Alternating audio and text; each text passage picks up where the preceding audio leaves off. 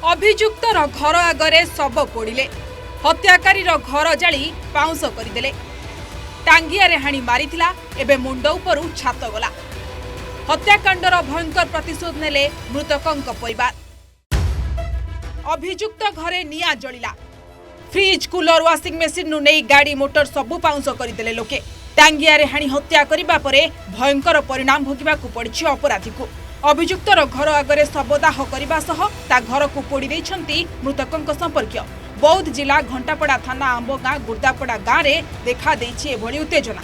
गत शुक्रवार दिन राजकुमार रणा को सेही गाँवर कालीचरण रणा टांगिया हाणी अति निर्मम भावे हत्या करिथिबा अभियोग होइछि। पूर्व शत्रुता को केन्द्र करी हत्याकांडटी घटिथिबा कुहाଯାଉଛି।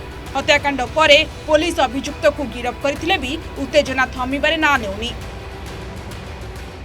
आमर घर द्वारा सब आँखि देछन से जगह सब संस्कार करिछन आउ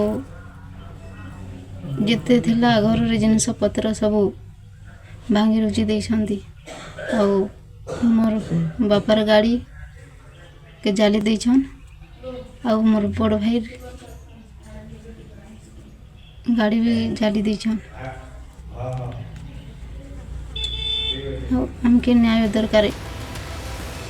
शनिवार दिन मृतकंक शव व्यवच्छेद पर परिवार लोकों को हस्तांतर करागला। आउ तापरे मृतदेह आनी अभियुक्तंक घर आगकू आसिले संपर्कीय। अभियुक्त कालीचरणर घर आगरे शवदाह हैला। एही घटना को नहीं वर्तमान गुड्डापड़ा गाँव में सृष्टि होईछि प्रबल उत्तेजना।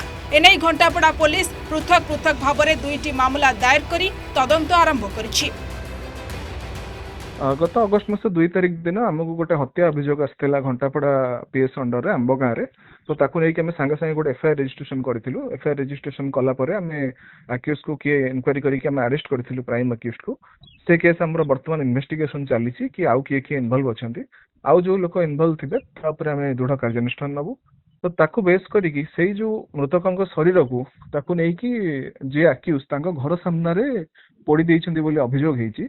तो से आधार में आमर घंटापड़ा पीएस केस नंबर 140/26 रजिस्ट्रेशन होती। आमर डे बर्गलारी हेड रजिस्ट्रेशन होती प्लस किसी भंगारुजा कर मिसचिफ हेड रजिस्ट्रेशन होती तार मध्य तदंत चलती। जो ये जो हत्याकांड घटी गत शुक्रवार दिन जे रही राजकुमार रणा को गाँव रे कालीचरण अति निर्मम भाव हत्या करते हत्याकारी को पुलिस तुरंत गिरफ्त कर तदंत आरंभ करथिला। किंतु परवर्ती समय ये जो हत्याकांड को नहीं उत्तेजना परिस्थिति सृष्टि होता एवं संपर्क माने ये जो अभियुक्त जे रही कालीचरण रड़ार घर पड़ी संपूर्ण रूप से भांगिक छारखार कर मृतक शव को ये पोड़ी भाई एक अभावनीय घटना घटी। तेबे यही घटना को नहीं वर्तमान बौद्ध पुलिस तदंत जारी रखिथिबा बौद्ध एसडीपीओ कहते।